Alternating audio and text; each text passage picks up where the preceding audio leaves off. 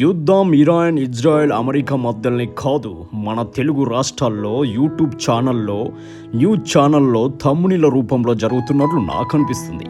ఒక్కొక్క థంబ్నెయిల్ చూడండి, ఒక్కొక్క ఛానల్ పోటాపోటీగా యుద్ధ వాతావరణాన్ని కల్పించే విధంగా ఇక్కడే నిజంగా యుద్ధం జరుగుతున్న విధంగా పెట్టారు.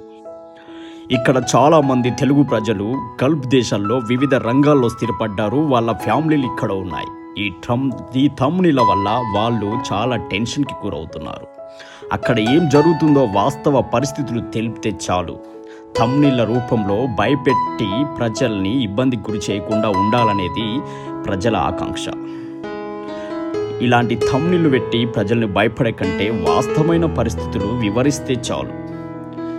ఇలాంటి థంబ్నెయిల్ వల్ల జనాలు టెన్షన్ గురవుతున్నారు. దుబాయ్లో ఉన్న వ్యక్తి తన ఆవేదనని ఈ వీడియోలో ఎలా వ్యక్తం చేస్తున్నారు. న్యూస్ ఛానల్ 5 మంది ఇస్తాడు. ఇరాన్ పై missile attack Burj Khalifa target. ఇది చూడండి ఏమని ఇచ్చిండు, ఇక్కడ ఏమని చెప్తారు. 5 మంది ఇస్తారు. బుర్జ్ ఖలీఫా వేరింది బాంబు, బుర్జ్ ఖలీఫా అయిపోయిందని చెప్పేసి బాంబులు అని చెప్తారు.